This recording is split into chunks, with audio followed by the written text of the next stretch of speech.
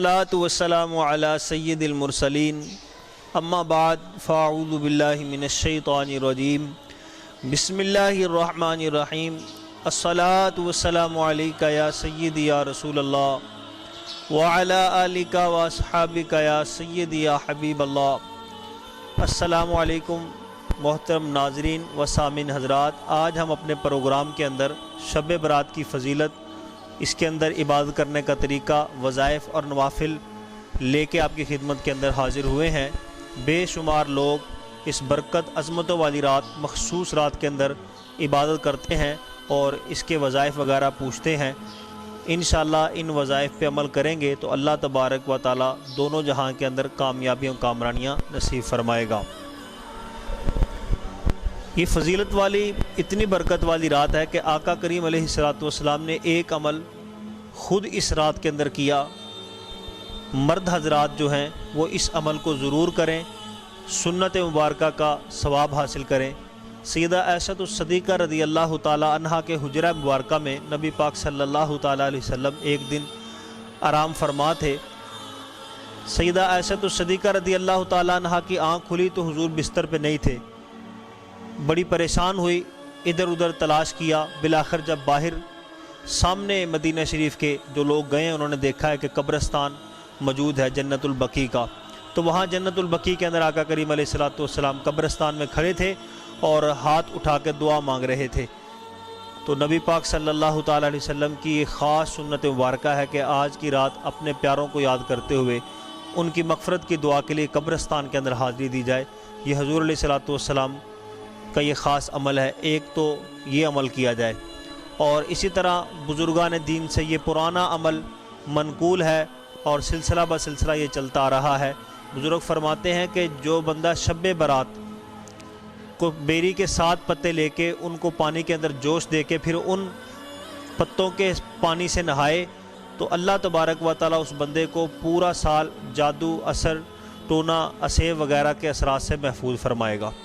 بعض لوگ دن کو نہا لیتے ہیں، تو یاد رکھیں کہ اگر کوئی عصر کے بعد یا ظہر کے بعد نہا لے گا تو یہ فضیلت حاصل نہیں ہوگی، کیونکہ شب برات مغرب کے بعد شروع ہوتی ہے، تو مغرب کے بعد صبح سحری سے پہلے جس وقت مرضی آپ نہائیں گے تو اس وظیفے کی فضیلت ملے گی اور انشاءاللہ اس کے فوائد و ثمرات آپ کو حاصل ہوں گے۔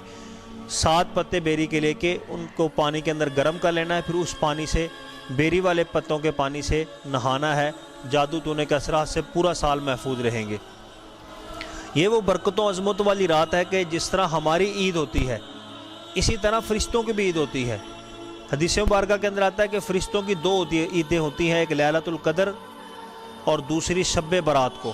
تو آج کی رات یہ فرشتوں کی عید والی رات ہے، آسمانوں پہ فرشتوں کو انعام و کرام سے نوازا جائے گا، تو اللہ تبارک و تعالیٰ ان کے صدقے سے امت مصطفیٰ کو بھی انعام و کرام سے نوازے گا۔ اللہ تعالیٰ کی خاص تجلی آج آسمان دنیا پہ جلوہ گر ہوتی ہے، اس کی رحمتیں ہمیں ساری رات آوازیں دیتی ہے کوئی بیمار جو مجھ سے صحت مانگے میں اس کو شفا عطا فرما دوں، ہے کوئی رزق مانگنے والا تنگ دست میں اس کو رزق کی فراوانی عطا کر دوں، ہے کوئی محتاج مجھ سے اپنی محتاجی کا سوال کرنے والا میں اس کی محتاجی دور کر دوں۔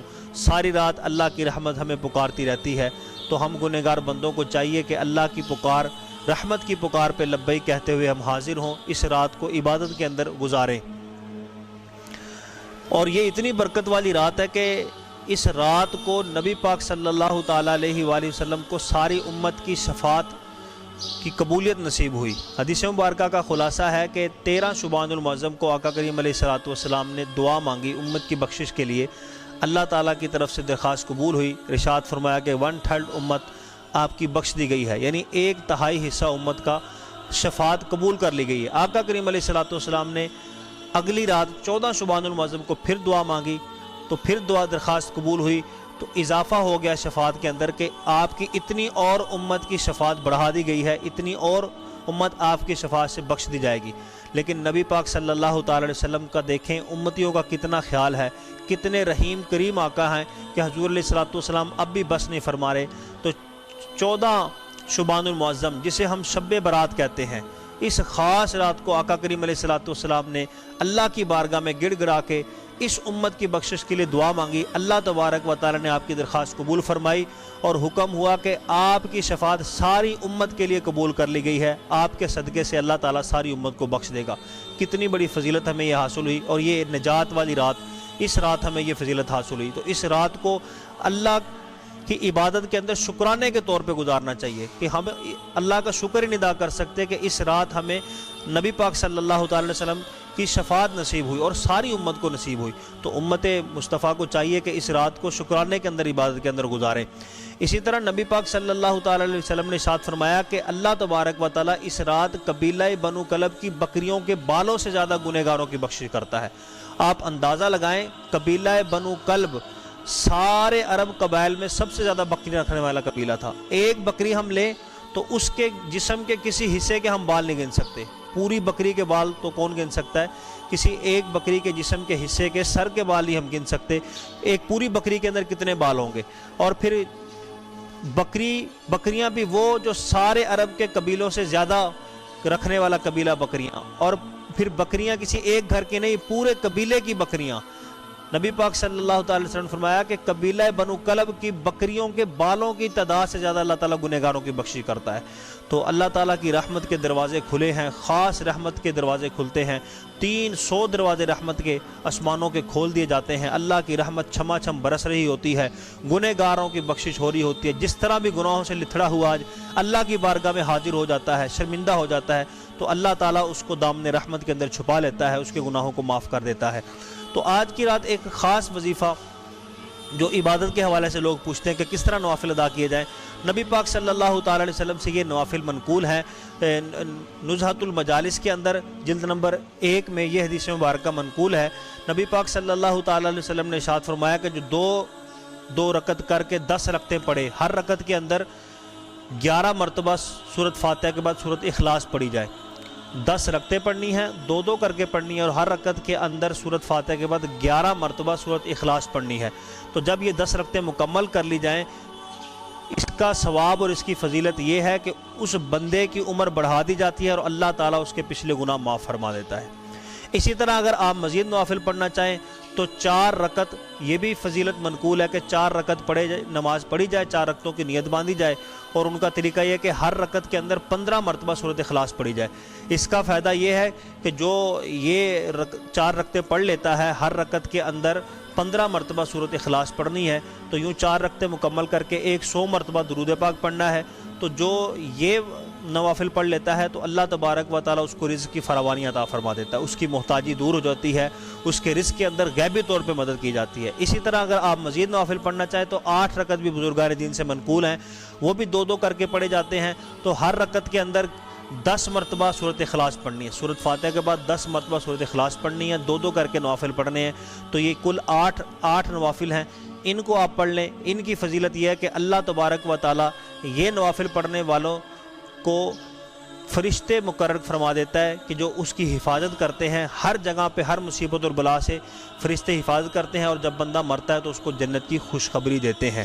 تو یہ چند عبادت، وظائف اور نوافل کی صورت کے اندر ہم نے آپ تک پہنچائی، اس پہ عمل کریں۔ اور مغرب کے بعد بھی کچھ نوافل منقول ہیں، ہو سکے تو وہ آپ 6 نوافل بھی پڑھ لیں، 2 کر کے پڑھنے ہوتے ہیں۔ کثیر اولیاء کرام سے منقول ہے، اور بزرگان دین اولیاء کرام کا یہ معمولات ہے کہ وہ ہر شب برات کو مغرب کے بعد یہ 6 نوافل پڑھتے تھے۔ 2 رکعت نفل جس طرح عام طور پہ پڑھے جاتے ہیں اسی طرح آپ پڑھیں، پھر 2 رکعت پھر نوافل پڑھیں، پھر 2 رکعت پڑھیں، یوں کل 6 نوافل پڑھنے ہیں۔ لیکن ہر 2 رکعت نفل پڑھنے سے پہلے آپ نے یہ نیت کرنی ہے، پہلے 2 رکعتوں سے پہلے، کہ اللہ تبارک و تعالیٰ ان 2 رکعتوں کی برکت سے مجھے عمر بالخیر عطا فرمائے، درازی عمر بالخیر عطا فرمائے۔ پھر اگلے جو 2 نفل پڑھنے ہیں ان سے پہلے اللہ تبارک و تعالیٰ کی بارگاہ میں یہ ارادہ رکھنا ہے، یہ نیت کرنی ہے، اللہ تبارک و تعالیٰ اس کے صدقے سے ہر مصیبت اور بلا سے مجھے محفوظ فرمائے۔ اور جب پھر تیسرے 2 رکعت نفل کی نیت باندھنی ہے تو اس سے پہلے یہ نیت کر لیں کہ اے اللہ مجھے اپنے سوا کسی کی محتاجی نہ عطا فرما، صرف اپنا محتاج رکھ، اپنے سوا مجھے کسی کی محتاجی سے محفوظ فرما۔